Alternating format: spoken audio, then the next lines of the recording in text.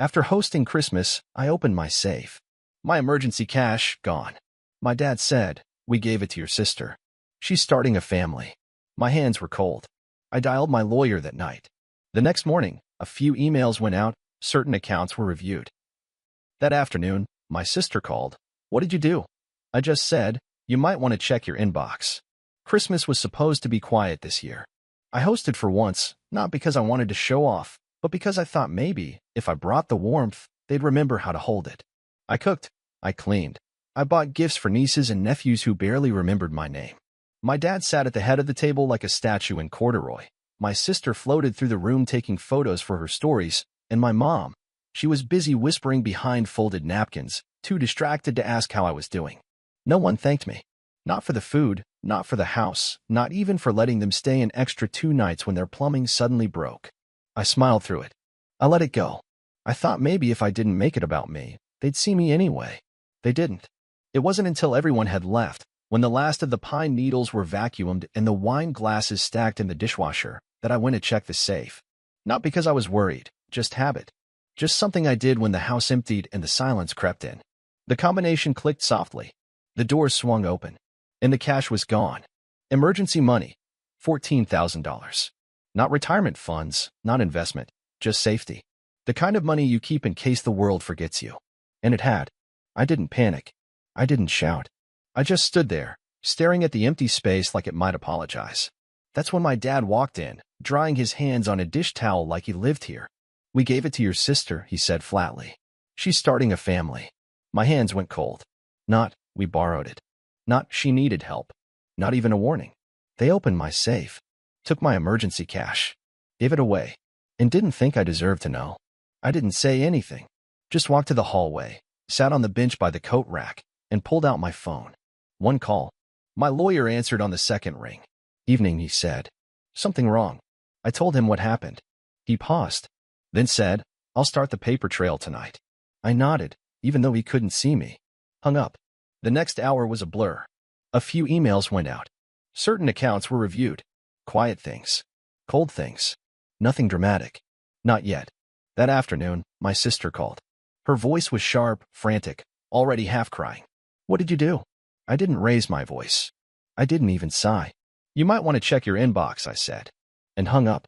She texted again. Then finally. "You're blowing this out of proportion." It was just sitting there. Like emergency funds materialize out of air. Like safes open themselves. I sat still.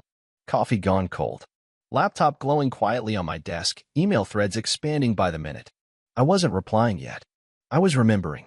Not just this theft, but all of them. The safe wasn't a betrayal, it was confirmation. Of a pattern too deep to ignore. And once you see it, you can't unsee it.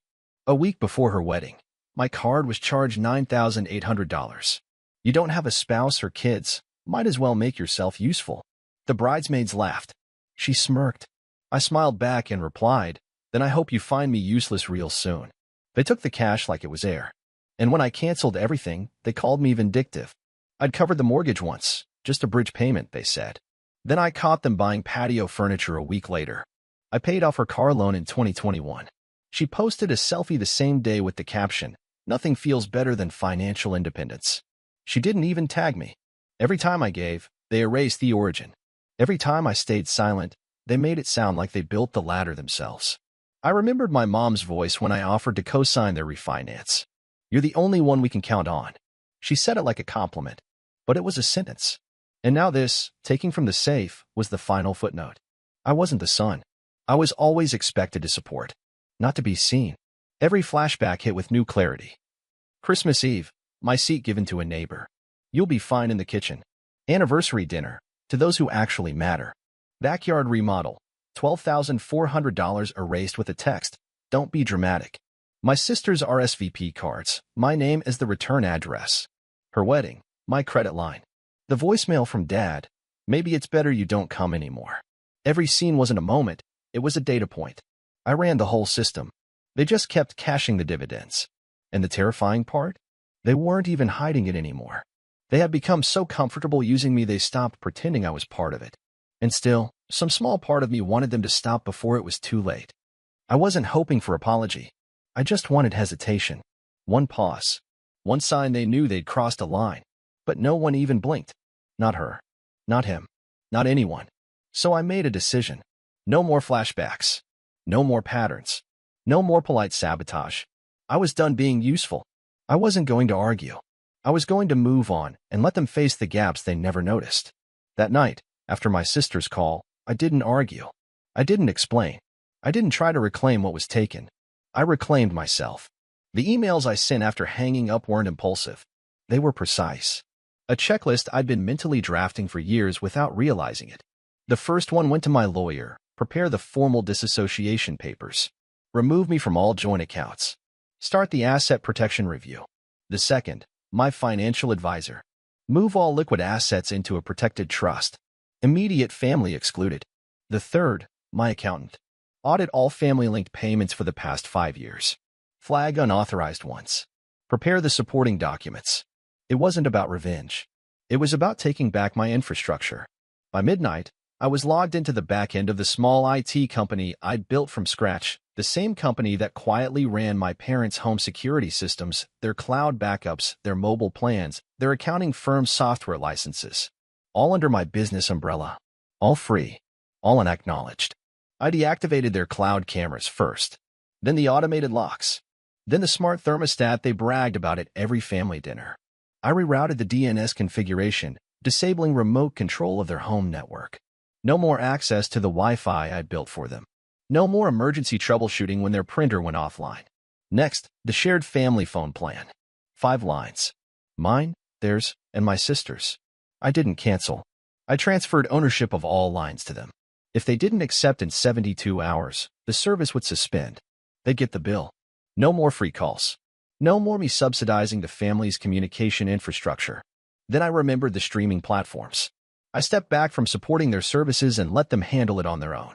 It was the smallest thing, but it would sting. By morning, the text messages started rolling in. My sister, why are the security cameras offline? I can't log in. My dad, mortgage company called. What did you do? My mom, you're not seriously doing this, are you? I didn't reply to any of them. They weren't asking, they were demanding the system to come back online. But the system was me, and I was logging out. By noon, they called. I didn't answer. I waited until the voicemail icon appeared. My dad's voice. Let's resolve this calmly. Let's talk like adults. I laughed out loud. He always circled back to that line, talk like adults, after standing by while I was robbed, sidelined, erased. By the evening, my sister messaged again. Netflix isn't working. Fix it. I replied, you said you didn't need me. No emoji. No punctuation. Just fact. But I wasn't done. I logged into the back end of their accounting firm's IT system. They had no idea I still had admin-level access. They thought I'd set it up years ago as a family favor and let it go. They didn't know I'd quietly maintained their firewall protections, software updates, and encrypted backups through my company. They didn't know the domain was registered under my name. I deactivated the software license. I sent a notice via their admin dashboard. Effective immediately, the pro bono maintenance of this system is terminated. Please contact your new IT provider to arrange service continuity. I logged out. I waited. 30 minutes later, the voicemails doubled. By morning, my uncle's clinic, also on my company's legacy infrastructure, called my personal line in a panic. The system was down. They couldn't access patient records. Billing software was offline. Everything that made their business run had been quietly supported by me. I didn't sabotage it. I didn't crash it. I simply removed the support. The digital scaffolding collapsed because they never built one of their own. My cousin Ellie messaged me that afternoon. Did you really pull everything? I replied, I pulled me. The rest fell on its own. She didn't ask anything else. Instead, she called. We talked for the first time in a year. She told me what I already suspected, that my parents had tried to spin the story, claiming I'd gone rogue, that I was mentally unwell, that I was jealous. Classic. But this time, Ellie didn't buy it. She wasn't alone. I sent copies of the documentation to the family members who mattered. Not out of spite, but out of precision. I didn't editorialize. I sent the audit logs, the payment records, the screenshots showing my name on the system architecture. I included a simple note. I just want you to know the truth. No response necessary. That night, my dad texted again. You've made your point. Enough now. But it wasn't about making a point. It was about ending the pattern. I revoked access to the family storage unit, the one I'd quietly paid for the past 3 years that held my dad's vintage tools and all the holiday decorations they loved to flaunt. Lease canceled. Locks changed. I called the mortgage company next. Removed myself as co-signer on their refinance. The representative paused on the call. "You do understand this will likely trigger a foreclosure review?" she asked carefully. I understood. I confirmed the removal. 3 hours later, my mom texted, "The mortgage company called. Fix this." Fix. Always that word. I didn't reply. I transferred all remaining funds in the shared emergency account to a new trust. Locked. Protected. Accessible only by me. The messages became frantic. "My sister, you're overreacting." My mom, "Family is all you have." I stared at the last one for a while. Then I typed back, "I had a family. I'm not in it anymore." I powered off my phone. The next day, I called my lawyer to initiate the process of legally disassociating from their business entities. I didn't want even residual liability. I wanted nothing that could tether me to their sinking infrastructure. My lawyer, always methodical, paused. "Do you want to send them a formal notice of severance?" he asked. "No," I said. "Let them feel the silence. Let them experience what it's like when the scaffolding disappears. When the person they built their system on simply walks out. When the calls went unanswered. When the passwords didn't work. When the safety net was gone. And for the first time, I didn't feel guilty. Not for walking away. Not for letting the structure collapse. Not for finally stepping out from under the weight they made me carry. They didn't lose their son that day. They lost their system. And I wasn't reinstalling it. I woke up to my phone buzzing like it wouldn't stop. Not dozens, hundreds. Calls, texts, voicemails piling up. All from the people I'd grown up calling family. They were in panic mode. And each message felt like a bullet. Mom's message, all caps, no punctuation. "What have you done? We're suffering. Please fix this before things get worse." Dad's voicemail was a rant. "You ungrateful. After everything I did, you do this? I hope it was worth it." He left it on repeat. Sister's group text to relatives. "He's acting irrationally." He stepped back from all support. "Do not trust him." It was marked urgent and had 12 blue check marks. They thought if they screamed loud enough, someone would break. But silence is the loudest accusation, and I'd mastered it. That morning, I read the sequence. Pressuring text from my sister. "Stop this or I'll go public with private info." Legal threats, lawyers representing my parents, demanding reinstatement of services and retracting trust transfers. Emotional appeals, "Your nieces are scared. We're in deep. We need our home back." Everything I expected. Predictable. Systematic. Yet, they all started from one space. Fear. Fear of accountability. Fear of losing what they took for granted. I didn't respond. I didn't debate. I observed. An hour later, my lawyer forwarded the official cease and desist from my sister's attorney, demanding I cease any disruption of services or face injunctive relief and unspecified consequences. He added, "They will sue if necessary." My lawyer's note was calm. "They can file. Let's see if they do. Your actions were legal, documented, justified." I leaned back, heart steady. The storm had begun, but storms run out of thunder. By mid-afternoon, the family was rallying allies. Uncle Chris, their banker friend, texted, "You know legal fees will bankrupt them. Think twice." And Jenna posted vague family values posts on Facebook, implying I was toxic, selfish, immature. They were collectively nervous. They tried playing the victim. They banded together. But I'd already released the docs. I uploaded a secured version of the audit logs and transcripts to a private legal Dropbox accessible only to a lawyer-neutral party. Every transaction, every account review, every email thread, transparently logged, timestamped, ready for discovery. Then the media started. Well, not media, but rumor. Family acquaintances calling me for details. Friends telling me they received forwarded versions of our group chats. My world expanded into their gossip. That evening, I saw the crescendo. Mom's lawyer email, demanding injunction, emergency compliance, monetary damages. Dad's tightly worded letter, claiming emotional distress, reputational harm, breach of trust. They laid the blame entirely on me. They cloaked it in love. "We only did this for her start. We never meant to harm you." Classic spin. Their version. "We gave the money. He exposed us in cold blood." Their pressure was mounting, but underneath it was absurd. They broke my safe, took my money, cut me off, and blamed me for rebelling. I glanced at the inbox full of demands. Then I forwarded everything to my lawyer and replied, Under review. My next steps will be guided by counsel. Until then, I remain firm in my decision. The infrastructure is down. The trust is gone. I didn't add a signature. I didn't soften the tone, because there was no room left for warmth. Later that night, my sister texted again. If you really cared about this family, you wouldn't stoop to legal tactics. You just give back. I paused. I typed. I gave everything. You took it. Twice. Hit send. And then, silence. Not the electric looming silence of threat, but the absolute, echoing void where connection used to be. Their voices faded. Their systems lay dormant. Their defenses began to crack. But more importantly, they knew I wouldn't return to the old rules. The rules they'd written without asking me. Christmas lights sat unplugged in the basement. Cameras offline. Shared drives inaccessible.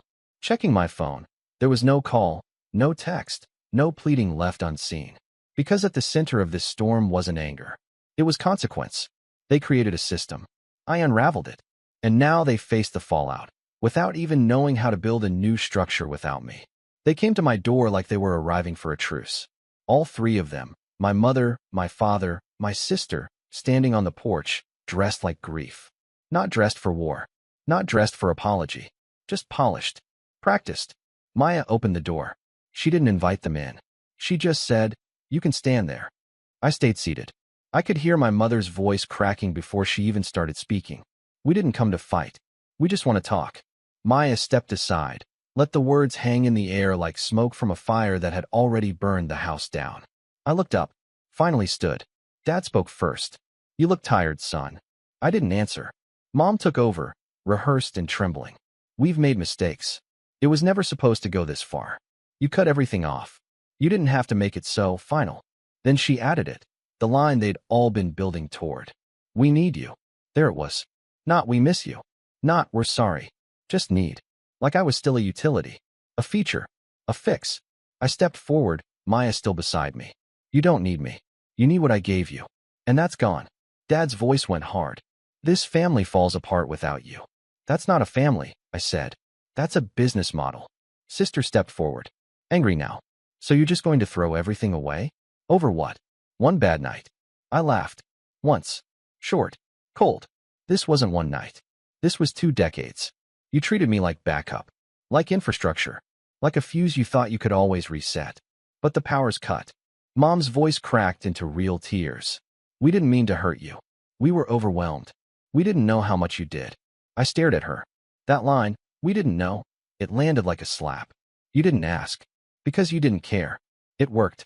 That was enough. Dad tried again, quieter now. "You're our son. We raised you. You owe us some humanity." "No," I said. "You raised me to believe I owed you everything. You spent it. It's gone." Silence. The wind moved harder now. It was cold. Sharp. Like the truth. I took one step closer, so they had to hear every word. I didn't walk away because of money. I walked away because you never saw me. Just what I could provide. I looked at my sister last. "You didn't just lose the perks. You lost connection." Then I looked at all of them. "You weren't cruel. You just didn't see me. And I'm done paying the price for it." Maya closed the door slowly behind them. They didn't knock again. I stood in that silence. And for the first time, it didn't feel empty. It felt clean. Clear. Final. They didn't cry when they left. They didn't beg. They just stood there, stunned. Because they realized the one thing they never expected. That I could leave. That I wouldn't come back. That I meant it. And they were right.